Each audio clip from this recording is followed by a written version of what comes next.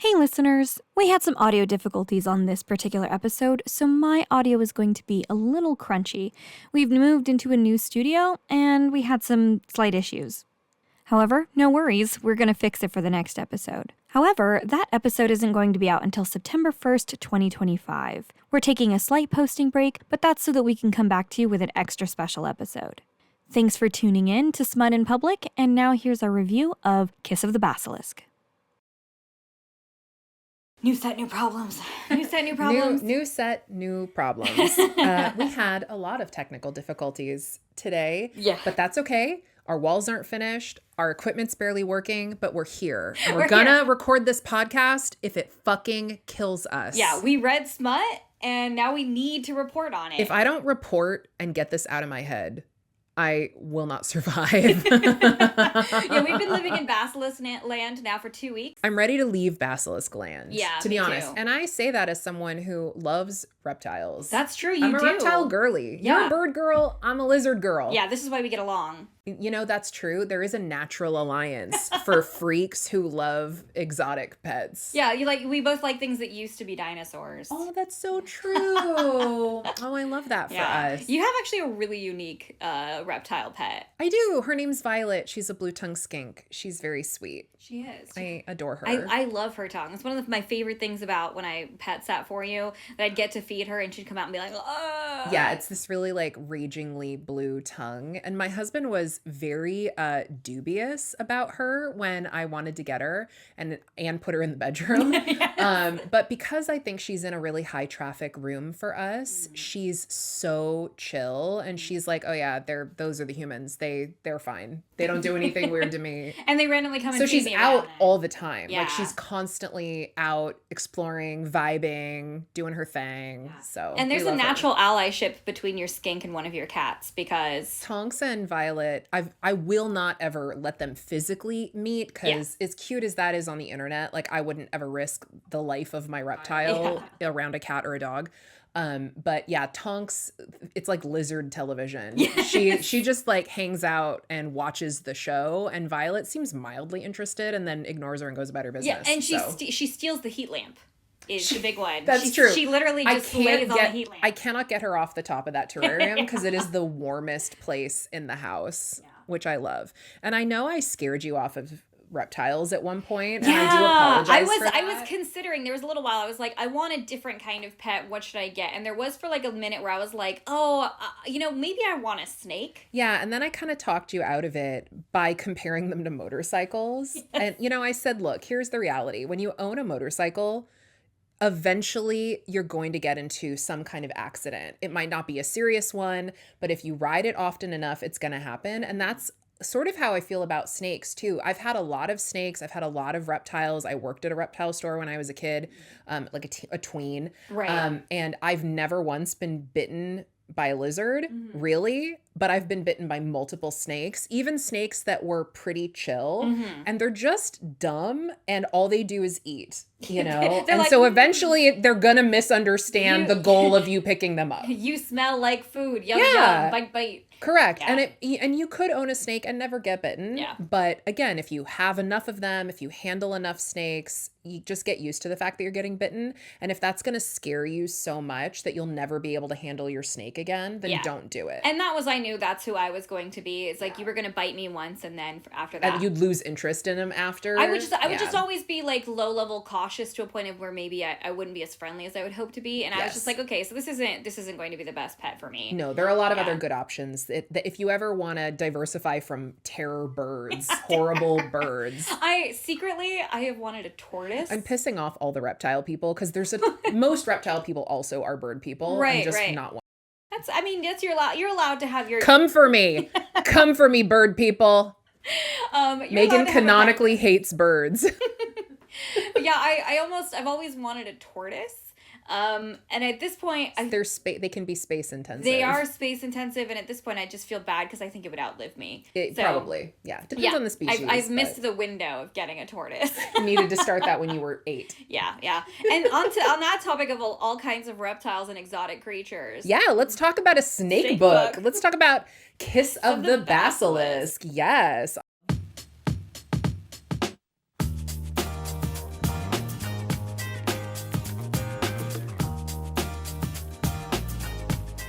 So first of all, I'm Megan. And I'm Emmy. And you're listening to Smut in Public. Smut in Public. Smut in Public. In our new set, which we're very excited about. It's still coming together. Thank you. We're still working on it. We have to give out a special shout out, though, to my husband, Dave, yes. who built all of it and is a sweet baby angel. Yeah. And who I don't deserve. He was like, there is multiple screws for every single one of these shelves. It was a complicated construction. Put them all together. So, this wasn't IKEA, baby. This was Amazon. Yeah. It punished us. Special shout out to husband Dave, pod husband Dave. Thank you, husband of the pod, Dave. we love you very much. And for those of you that are listening to us on Spotify or Apple, since you can't see what we're talking about, come check us out on YouTube and you can see our full video. Yeah, and you'll also get to see these weird outfits that Megan keeps asking me about. I love that Emmy dresses for the book that we're wearing, and she's wearing like kind of a westerny snake dress right now. Yeah, there's snakes on the front. And some great front. like face earrings and necklace, which kind of look like someone who's frozen in stone, which is very appropriate for Basilisk. True. Today I was definitely like, this is the Basilisk outfit. We got snakes, we got greenery. I'm obsessed with your like fit a brass today. face. Yeah, no, I as soon as we covered this book, I was like, I know exactly what I'm wearing. I'm all in for it. Thank you so much. You're very welcome. But yeah, for those of you listening, we love you guys listening on Spotify and Apple. But check us out on YouTube sometime. YouTube and also on TikTok. Yeah. So, the book that we're doing today is Kiss of the Basilisk. It's book 1 of the Spit and Swallow series. Book 2 has been announced. It's coming out in November of 2025, and that one's called Between Two Kings. Yeah. The author for this book is Lindsay Straub, and this one came out in August of 2024, and it is a pretty hefty 528 pages. Yeah. Mm-hmm. So I want to give you, as usual, a non-spoiler plot summary before we dive fully into the spoiler section. Yes. And I got a little silly on this one. Oh, I'm gonna be honest. I loved it. Give us a good my TV voice. Intro. On this season of the Romantacy Bachelor Medieval Europe, a chicken farmer named Tem competes with 13 other girls for the hand of Leo, the most eligible prince in the land. Her position in the competition gets precarious when she falls for her producer and sex mentor, the powerful basilisk Caspen. Can Tem turn this love triangle into a why choose? Will Tem survive the disapproval of two kings and that bitch that works at the bakery? Join us on Smut in Public and find out. Sorry, I couldn't help myself. I loved it. This is such a theme for our podcast that you love reality TV. I really love reality TV. I messaged you after I was reading the book and I said, this is Bachelor and the Basilisk. It's Bachelor the Basilisk. And so the references to reality TV are going to continue. Strap in now. Just strap in. Yeah, good point. The vibe of this book is medieval romantasy that edges you with why choose, but lands closer to a love triangle. Our male love interests are a shape-shifting basilisk and a human man. For tropes, we have teacher and student, age gap, and virgin. There are themes of power and social status imbalance. So, tags for this book. The author does not provide triggers for her book and even specifically says that it's better to read her book without them, but we choose to share content tags with you, obviously. So, if you want to heed them, that's up to you. Yeah. There is a decent amount of violence and gore in general, and there are 2 scenes where the FMC is accidentally injured during sex. One is very graphic. There are themes of physical and emotional abuse suffered by basically all of the main characters, and slavery is a plot device that is important to the basilisk dynamic within this whole dominant human kingdom. So for our rainbow rating, I am going to go ahead and give Kiss of the Basilisk 2 rainbows. The female main character, Tem, has a queer best friend named Gabriel, and he is exactly the canonical queer best friend you hope that he would be. And he's consistently present throughout the book and doesn't get killed by the end. Hooray! Hooray! A gay survived. So for not burying your gay, you get 1 whole rainbow for me. And honorable mention that the Basilisk culture is very sex positive. They're very unbothered by sex in all forms. Yeah. So there is a brief moment where there's an orgy sort of the basilisks, and I assume that queer sex is happening over there. Yeah, they definitely say that. Yeah. Yeah, but it's off camera. It's not important to the story, so I did not bump the rainbow rating for that. That's fair. Yeah. For our spice rating, I am giving Kiss of the Basilisk 6 out of 5 chilies. I know the scale doesn't go that high. I'm breaking the rules. This is 6 out of 5 chilies. We're breaking the rules specifically for this book. Oh my God. I have never in my entire life read a novel that had this much sex in it. Yeah. I'm not confident that there was a single chapter that did not have sex or at least masturbation. Yeah, I don't think so either. No. Even when Tem isn't having sex with Caspen or Leo, she's masturbating about one of them. And she's often wearing this magical vibrator that is constantly getting stimulated by Caspen while she's out and about doing her daily chores. Daily stuff. Yeah, she's delivering eggs. Bzz. She's, at the bakery. Bzz. She's in the middle of church. Bzz. Wait. Yeah. Am I just listing all the places that I listen to Smut in public? Yes, that is true. And in my yard, at the bakery, at church. And at one point she comes in the church and it was, the kind of sacrilege that I am here for. Yes, more sex in churches. That's what I want. Sex in church is hot. Maybe we should read Priest. Oh, we have a copy of that. Ooh, okay. Well, it's contemporary, but maybe we'll make an exception. We'll see how it goes. Yeah. Right. Despite the relentless spice in Kiss of the Basilisk, there is a multi-layered plot happening. The overt story is a marriage competition that Tem joins, and beyond that, there is a history of the humans and basilisk conflict and Tem's deeper connection to that, and it comes out over time. So we're going to take a spoiler warning pause now. You guys know the drill. From here on out, stick with us if you don't mind spoilers for the book or if you've already read it. Yeah. We'd love you to stick around either way. Yeah. One of the great privileges we've had since launching Smut in Public has been meeting authors and fellow creators who share our love of spicy romance. We find new book besties every day, and supporting their work helps us all build a community together. Our new book bestie, Ari, runs the Spicy Romance Book Club. It's an online apparel brand with cozy fits, perfect to wear as you curl up with the next book on your TBR list. The Spicy Romance Book Club is a small, female, POC-led business, and Smut in Public listeners can enjoy 15% off their entire store order with promo code SMUTINPUBLIC. Find your next book bestie by wearing your love of spicy romance literally on your sleeve. Right, good girl? Megan, you're making me blush. Save it for the episode. Okay, fine. Visit thespicyromancebookclub.com and use promo code SMUTINPUBLIC for 15% off your entire order. See you at the bookstore.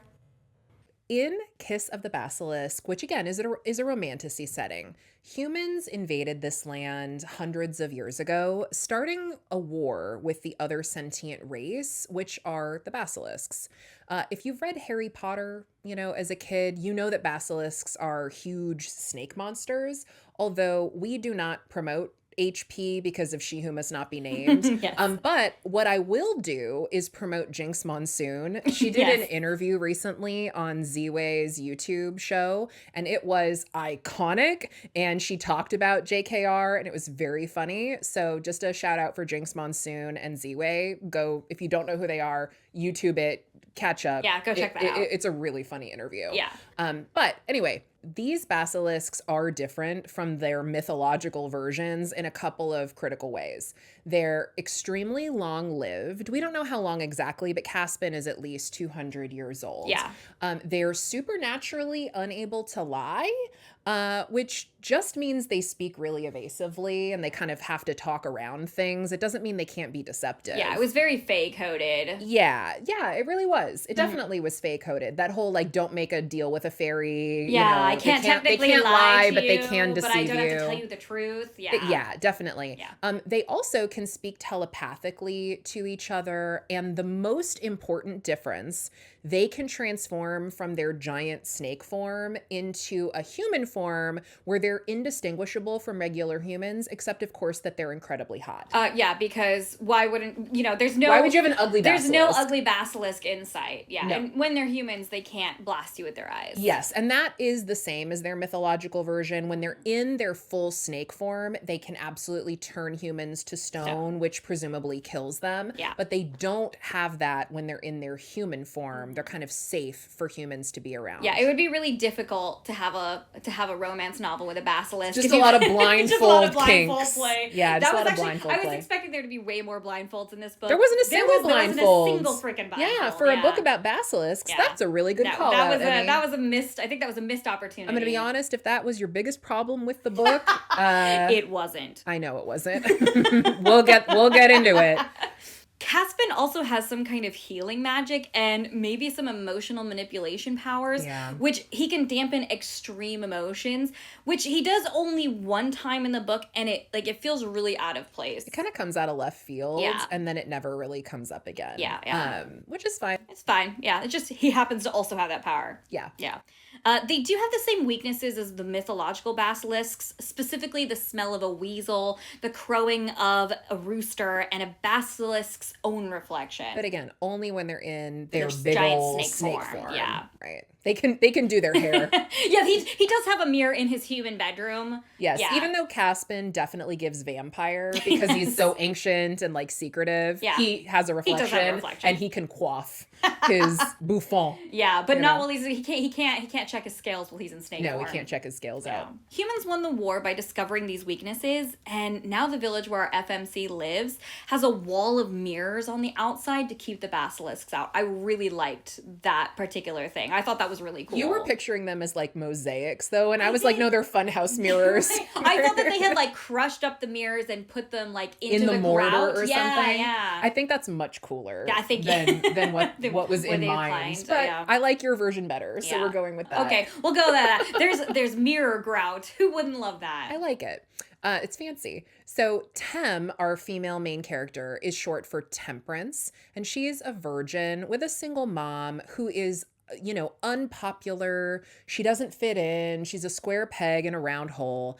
And she gets just an unreasonable amount of shit considering her and her mom run the only chicken farm in town. Yeah. That feels really unfair to me because let's be honest, the baker and the cobbler are not protecting anyone from anything. Right. What are they doing to keep the city safe? Nothing. Literally nothing. Yeah. Right. I would imagine this village would be all hail our heroine, the chicken princess. Yeah. We love you. But no, they call her chicken shit girl at school.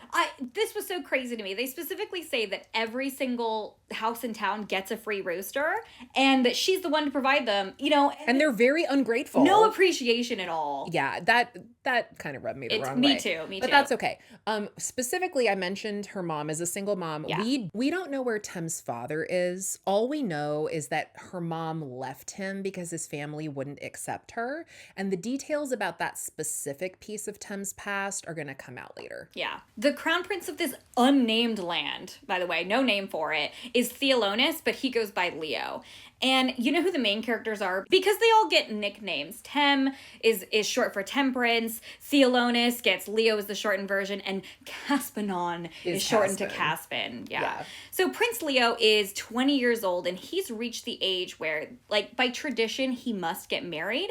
And I don't think there's any other human kingdoms on this continent because the only available pool of brides are the girls from the local village. Yeah, there's no talk about him marrying a princess or a lord's daughter or even anybody that's rich, anyone that's in his socioeconomic class. Right. It's just a toss-up between the local mean girl that works at the bakery or the chicken shit girl. Yeah, there's just a bunch of scraping girls because the rule is any girl that was born in the same year that he was is eligible to marry him. Yeah, that's it. That's all you had to do. Just get born lucky. Inexplicable. Yeah. And again, by tradition, all of these girls have to compete for the prince's hand in marriage in a series of reality TV style competitions that include things like going on dates, kissing competitions, and my personal favorite, playing 7 Minutes in Heaven. Yeah. I love that. I thought that was hilarious. That part was hilarious. They're like, you get to have a minute alone with the prince and you can do whatever you want. And it's everyone comes out like completely fully disheveled. Yeah. It's hilarious. Yeah. So it's like a lot of cute little Leo games. is a slut. Yeah. I'm slut shaming Leo. He basically he gets to be in this competition where every girl is just like, let me show you my tits. Oh, for sure. At minimum. That's Yeah. like, I just met you. Look at my tits. You know, it gets way worse from there. It does.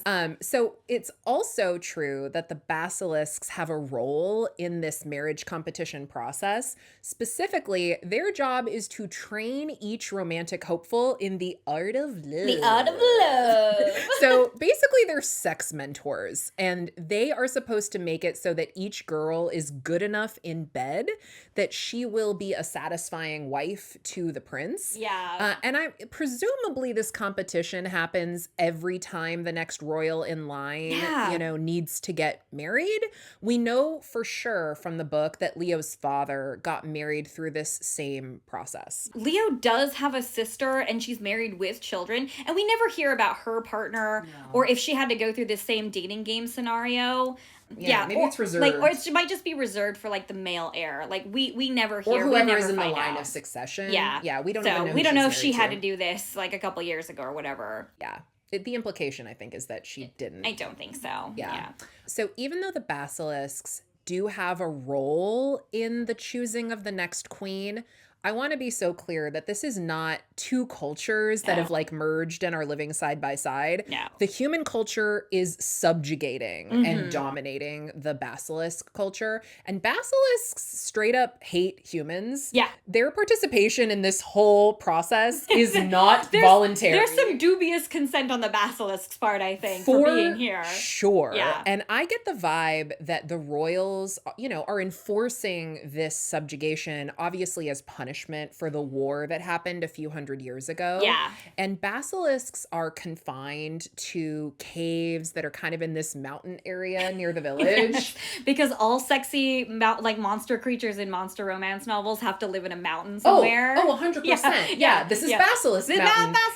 It's 2 miles away from Orc Mountain. Sakui Mountain. Yeah, they do get caves. Oh, they true. do get a cave Yeah. system. All So, right. caves, mountains, it all kind of goes together.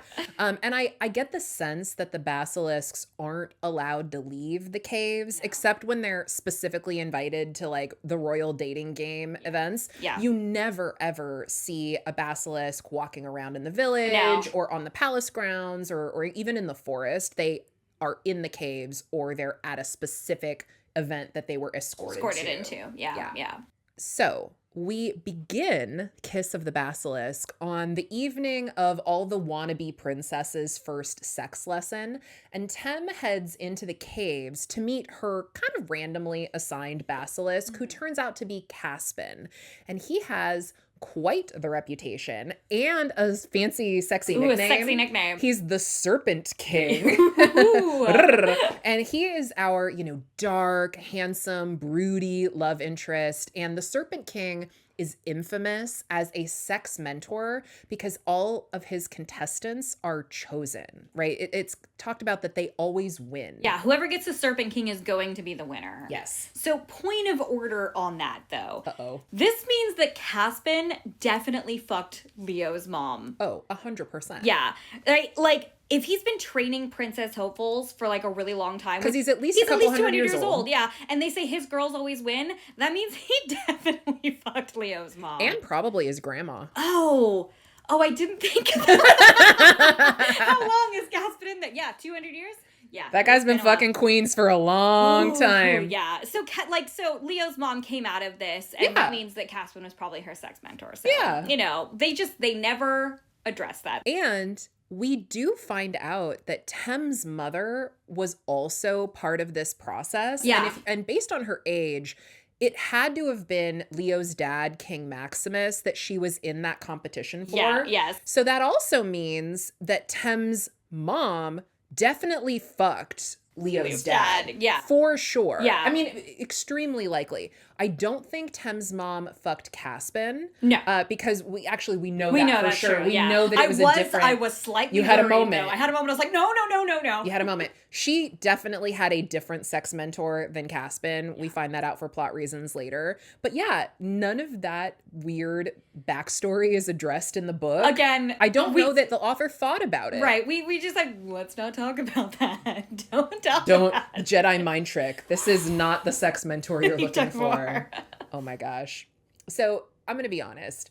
There are a lot of moments like this where the plot just doesn't hold together. No. And it feels kind of shaky, like a little wonky. Right. And it was not that noticeable for me when I read it the first time in 2024. Right. But I always reread the book for our episode because I have the brain of a goldfish. Right. And I will not retain enough of the plot a year later to credibly talk about it. And a lot of those problems jumped out more on the second read through. So my best advice for enjoying Kiss of the Basilisk is just relax your eyes. Like pretend you're looking at one of those magic eye puzzles and just like let your vision go a little bit blurry and a cute picture might appear, but don't think too hard about what's happening or it will fall apart. Yeah, this author does not want you to think about these things for too long. She's just like, enjoy the smush. Just read the porn and don't think about ask it. questions. Yeah.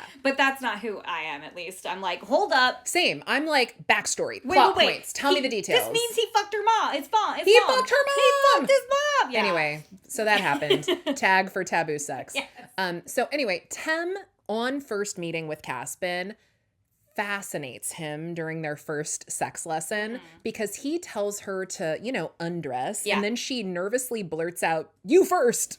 Whoa! No, you take your No, clothes off. you take your clothes off. Yeah, exactly. And in my opinion, I don't know that was enough to make Caspen lock in on her as hard as he did. But again, It's like, ooh, who cares? Ooh, a sassy girl. Ooh, that's it. She's my love forever. From 2 words. Yes. Yeah. But again, who cares? The spice scenes between them are delicious and plentiful. And like I said, just relax your eyes. Yes. Just relax. Their first spicy scene together in the caves ends with mutual masturbation. Yes. Which is very hot. Yeah. And for the record, I do really want to commend and appreciate this author because she can write sort of P in V sex. Yeah. And have it be very tense, very interesting. She got very creative in a lot of these scenes and, brought in some elements that I haven't seen. I haven't seen that much masturbation and have it be that hot in a really long time. And I cannot understate when I first read this book, how excited I was at the end of chapter 2 because of how smutty it was so fast. That's how it starts. By the end of chapter 4, I needed a cigarette and I don't even smoke. Yeah. I think I got pregnant by the end of this book.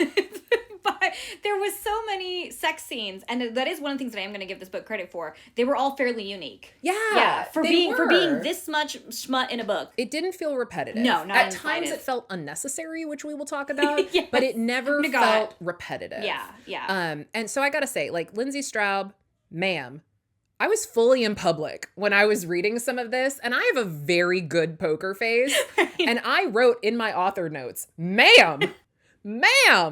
It was a lot. And impressive. It was very sexy. It was a very sexy book, which it earns that. And there's more. There's more to the masturbation scene at the end. That's right. Yeah. So at the end of their first scene, Caspen turns his cum into a wearable vibrator and tells Tem to insert it. And she keeps it inside her at all times, except for very specific plot moments when she's like fighting with Caspen or she has to take it out because she's spending a certain time with Leo. Yeah. And like I said, creative. Yes. Right? I mean, I've never seen a device like this before. And Tem hasn't seen a device like this before either. In a medieval European romantacy setting, no, there aren't vibrators. Yeah, as it turns out. There's no Bluetooth vibrators bumping around. It's totally a Bluetooth vibrator. Yes, in fantasy Europe. Incredible. Yeah.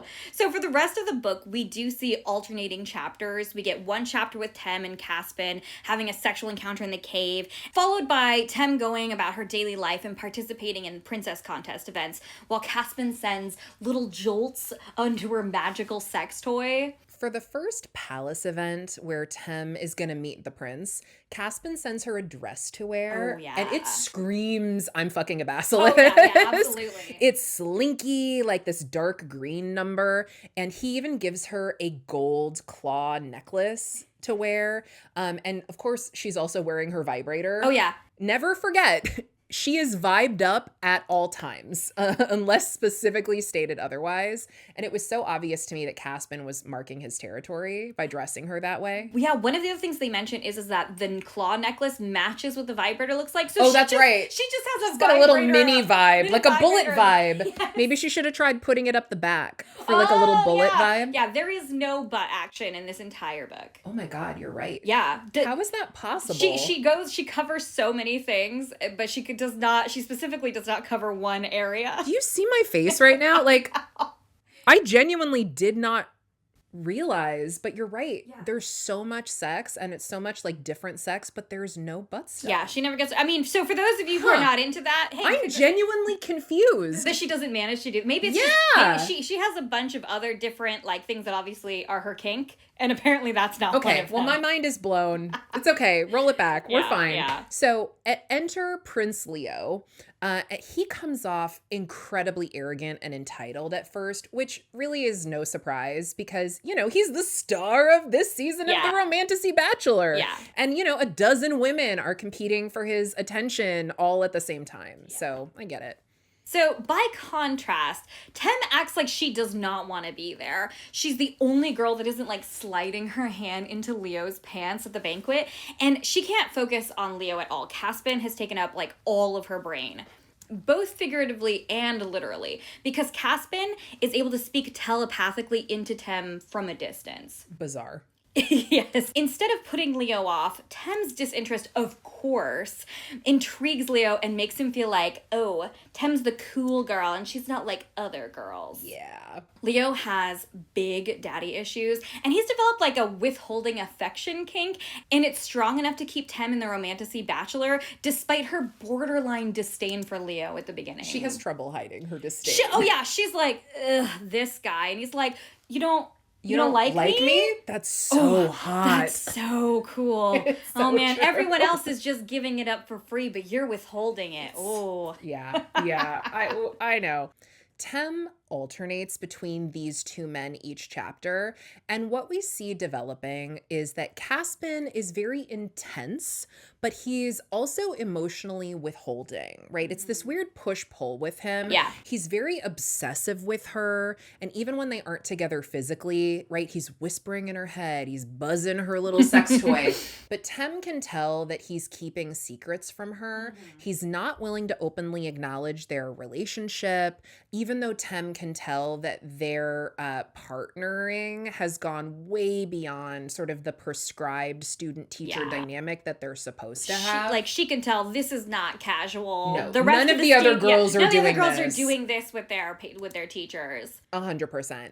And he pulls the classic, there's just so much you don't understand. Yes. And she keeps screaming, yeah, okay, then tell me. Yeah. Tell me what I don't understand.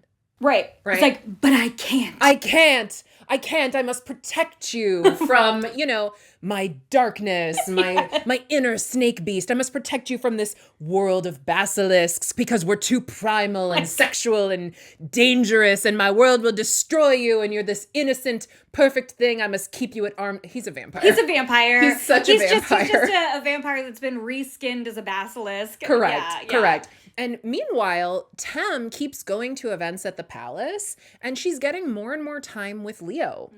And even though she's trying to push him away, the more she does that, the more he pursues her. Oh, yeah. And eventually she straight up calls him out for being fake as fuck. Mm-hmm. And when she does that, finally his facade cracks, and she ends up seeing a guy who's really very vulnerable and who most people interact with superficially. Yeah. Right? Most people are not looking to meet Leo. They want to meet the prince. They want the image, right? They want the power. And so he's learned to be very superficial in response to that, but it's not who he really is. And Tem becomes the only person that is pushing him to be honest and real with her. And that is a very strong foundation for their relationship. Yeah.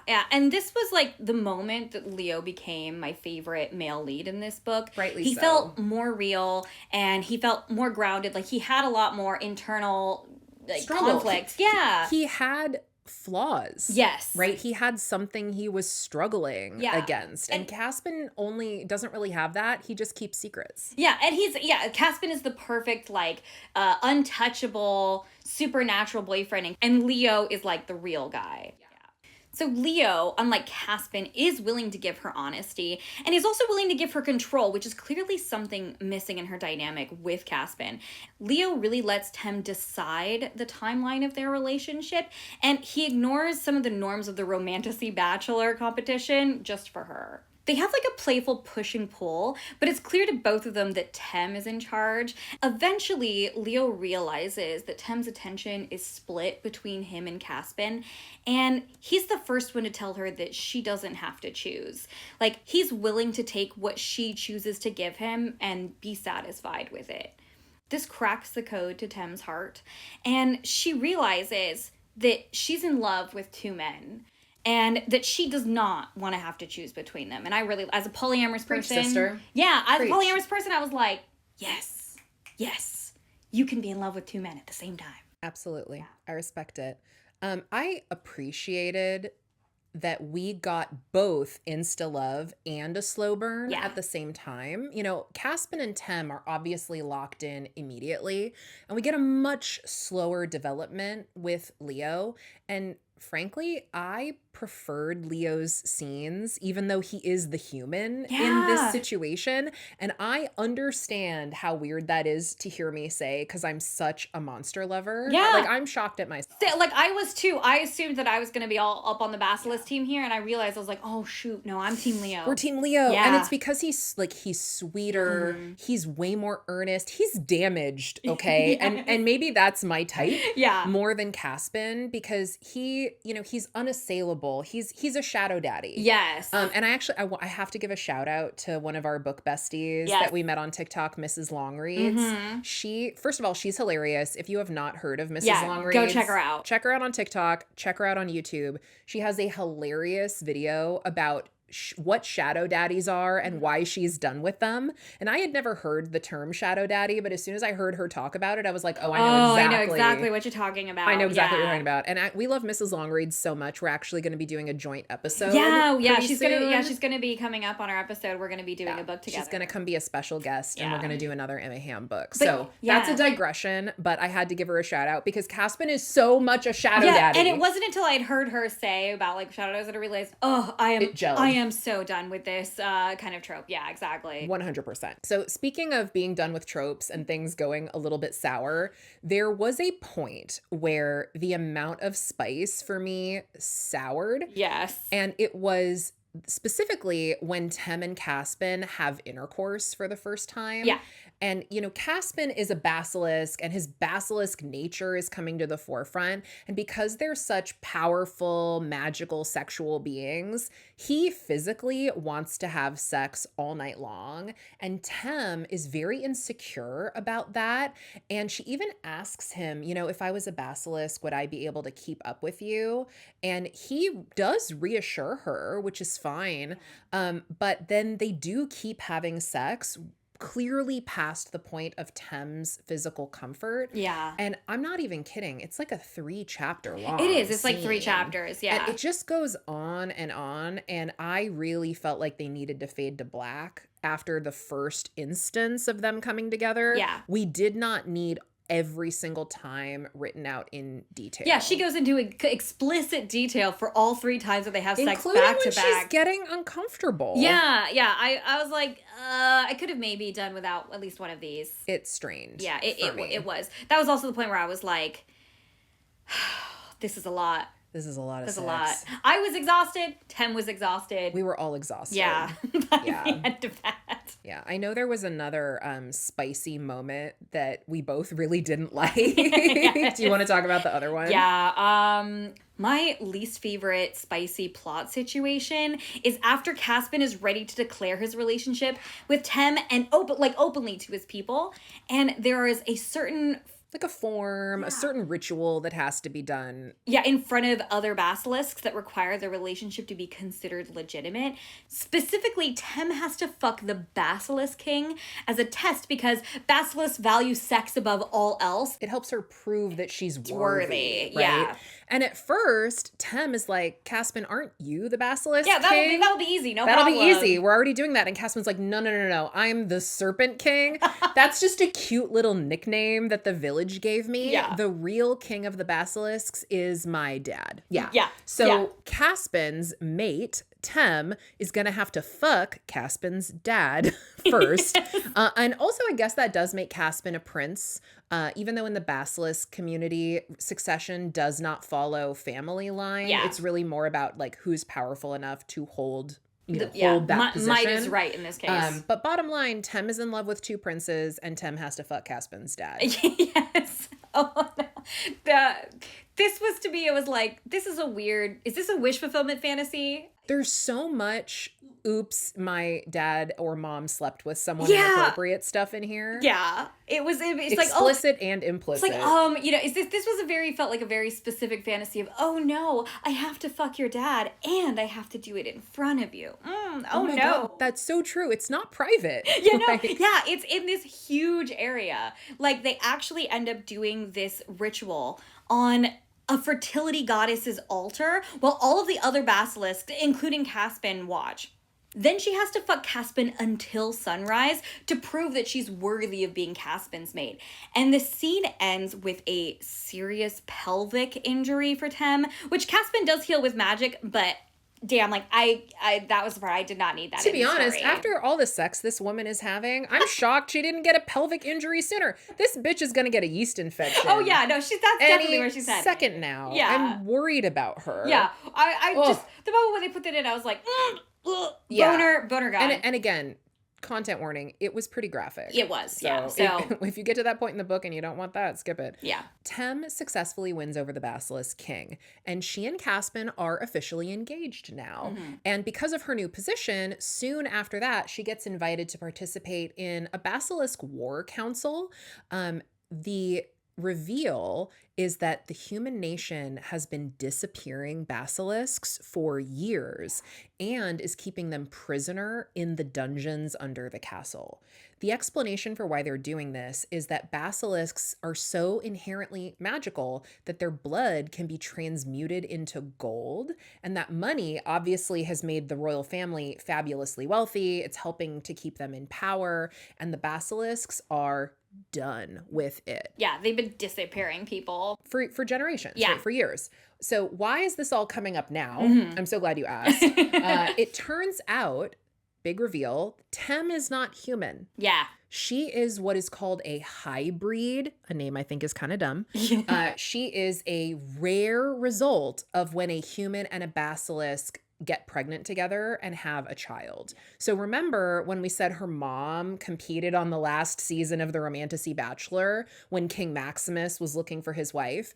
Back then, she fell in love with her sex mentor too, and that person is Tem's dad. And she clearly did not go for the whole fuck the king ritual. He's like, you're gonna have to fuck the king, and she's like, pass. So she, ran away, although she didn't run away very far. She just went home. She just went back to the chicken farm. Went back to the chicken farm and left, her basilisk lover and left the competition completely. It's important that Tem is a hybrid because for some reason, basilisks have yet another power, and it's called cresting. Cresting lets basilisks mentally dominate humans and completely subjugate them to their will. It is taboo to perform a cresting on a fellow basilisk because it will kill them, but humans, they're fair game. Right. Normally, to perform a crest, you have to make prolonged physical contact with the human. You're gonna choke me. Yeah, like choking them. Yeah. You know, for a minute or two. You know, just as you stare deeply into their eyes. Exactly. Yeah. Which is why it's hard to arrange when you're not allowed to leave the caves except under heavy guard. That makes sense why they hadn't tried a plan like this already. Yeah. They like, we can't get anybody onto the inside. Yeah. But no one knows that Tem is a hybrid except this council. And hybrids can apparently crest multiple people without touching them. Sure, why not? Yeah, because, I don't know, reasons. Plot reasons. Sorry. I know this is where you lost the plot. This is where I lost, because, like, there's so many random rules with cresting, and none of them make sense. And they're always pulling out new powers. Yeah, it's like, oh, you can't do this with it, and you can do this with it. And like, we're telepathic, and our blood is gold, and we can subjugate humans to our will, but haven't done it successfully for several hundred years. Right, and these mirrors on your walls are not really as dangerous as you guys. Because we can just turn into humans and walk past them anyway. Yeah, so the whole last portion of this book hinges on this girl mastering a power when she's known about her basilisk side for like 5 minutes. I also think the word is gross. You got an ick. I did get an ick. And they use it so many times that by the end of the book, like, I was starting to get the like some people do with the word, like, moist. Oh, yeah. I understand. Yeah. And it made the ending so convoluted, and I got, like, just so confused about what the fuck was going on. You know what cresting makes me think of? It's like you know how you come up with terrible names for sexual positions? Yeah. What if cresting is just, like, masturbating with toothpaste? Oh no, that's like, cresting. It's like the McRib all over the again. Kids be cresting. Stop cresting. This toothpaste is expensive. Bobby, how have you gone through two tubes of toothpaste in the last week? We got to upgrade to Colgating. Kirklanding. We're gonna have to get it at Costco if you don't stop masturbating, Caspen. Oh my god. Oh, that's so awful. Yeah. So she keeps having to talk about this cresting. Okay, you got the ick with cresting. I did. And for the record, Tem is not eager to do this cresting plan, but it turns out that her father, who is a basilisk, is one of the people who's missing, and he is definitely being held captive in the dungeons. So if she follows through with this plan, the basilisk king promises that they're going to rescue him, right, and free him. This could be his only chance to survive. Mm-hmm. So she does eventually agree to go along with this plan, as long as she's able to spare Leo and his sister and the kids. Yeah. But Leo's dad, King Maximus, is fair game. Fuck that guy. Mm-hmm. So normally we try not to spoil the last few chapters of the book, but I cannot tell you why I gave this book 3 stars without having to spoil, like, literally, like, the last few pages of the book. Like, this book for me was still writing at, like, 3.754 up until... And it hit a cliff. Yeah, to the last pages. Yeah. Okay, but I've got beef. Oh, last time I had beef. This time you have beef. This time I'm the beef. I'm ready for Emmy's beef. Give it to me. I got beef with this book. All right, so as I've said before, I'm a polyamorous person. And for the majority of this book, I had assumed it was going to be a wide choose. And I was like a terrible kind of like a wide choose. Like they were going to enter into an open relationship and it had bad communication. Jealousy. There was like lots of jealousy and like, it was still, I was still like, okay, we're headed in a place where I want to read. But then at the very end, Tem and Leo break up so that he can chase a fantasy girl from his past. Like, it was this side character named Evelyn that, like, he had met before Tem. She comes up a few times in the story. And it was just that, like, he had fallen in love with this other girl and his father did not approve of her. And so it's heavily implied that the king got rid of her. Yeah, and so you have to assume that girl's dead. Oh, yeah, I absolutely assumed that she was dead. It doesn't make sense for her to be alive. No, and especially because he keeps hanging out in a graveyard. Yeah, their secret meeting place was a graveyard. And he's like, he goes to the graveyard to think of her, and I was like, everything about this is like, she dead somewhere. But no, we find out that the king paid her to basically leave Leo alone and that she's been living in the next village over. And just pretended she never met him. Yeah. And so she's like, we have to break up because I think you should go after your ex-girlfriend. And I was like, what? Why? Why? Yes. Yeah. I completely agree that scene felt like a cop-out for me. Because if Evelyn had been dead, then Leo would need to do the emotional work of coming to terms with what that means about his father, with what that means about, letting go of her. It's very interesting to be hung up on a dead girl and not be able to emotionally move on from that. And that's really cool character growth. But and it would have been great for book 2. Right. If book 1 was kind of Caspen's book and book 2 could kind of be Leo's book, I would have loved to see that character development for Leo. But making Evelyn this shallow girl that's willing to ditch the love of her life for a payout and just like making Leo really bummed at the end of the story, it killed the momentum for me because it happens after the big plot crest that happens at the royal wedding. It's after the plot climax. Yeah. So it killed it. Yeah, it's like, oh, we had the climax, and then she's like, oh, Leo, you should leave and go find this other girl. And it's like, why? What are we talking about? Yeah, so Leo ends up thoroughly dumped and alone at the end of the book. And even though, like, that they're going to get back together in book 2, like, the author tries to make it up to you by doing this epilogue that is a non-canon fan fiction. Yeah, a non-canon fan fiction in her own book. Yes. Where they have this 3-way. And I feel like she put it in there so that she could, like, make it up to the readers. Because I feel like she's like, they're going to be upset with how this book ended. 100%. How about a 3-way scene that doesn't happen? Yep. That's exactly what it was. So if you're on the fence about this book, just go read the epilogue. Because that's a really hot scene. Yeah, there you go. And I think that might be more enjoyable than reading the entire book. Which, for the record, reminds me, I don't think I'm going to read another like Why Choose or Love Triangle unless the boys kiss. There was tension.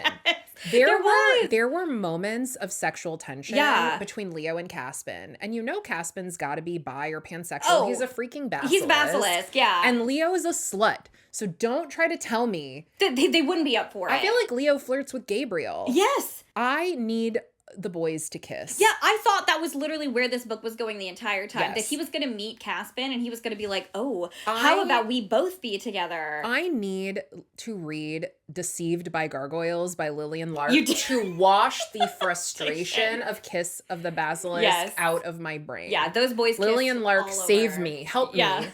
I need you. Lillian. You're our only hope. Lillian, you're our only hope. We're gonna clip that and send it to her because we've met her on TikTok and she's a delight.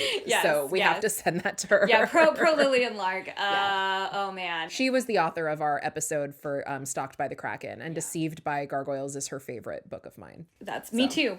Yeah. And again, I felt like that's where I assumed that this book was going. So I have no desire to read the next one after this. Like I saw that there was a number 2, and I was like, no thanks. Yeah. So what did you rate it? 3 stars. This is 3 stars for me. That's generous for you. So, I mean, I still enjoyed the book up until 98%, and then it crashed like a fiery plane crash at the last second. It frustrated you. Yeah. I also give it 3 stars, but I'm not going to swear off the second book. I feel like I'll probably still read the second one, but I will, especially if it has the same volume of spice. Right. I might do a tandem read. Like I might pick a slow burn book because normally I don't like slow burn. I kind of like insta-love better. So if I pair it with a slow burn, that might let me like porn, slow burn. You can switch it off. I could switch it off. It won't be as tedious. Yeah, for sure. But it was definitely 3 stars for me as well. There was a ton that I really did enjoy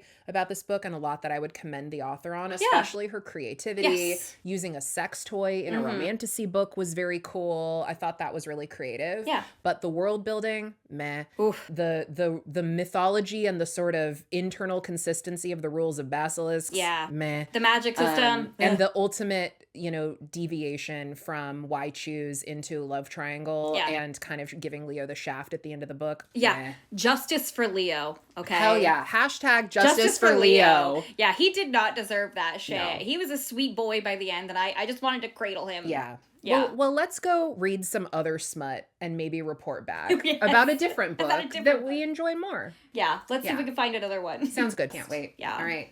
Bye. Bye.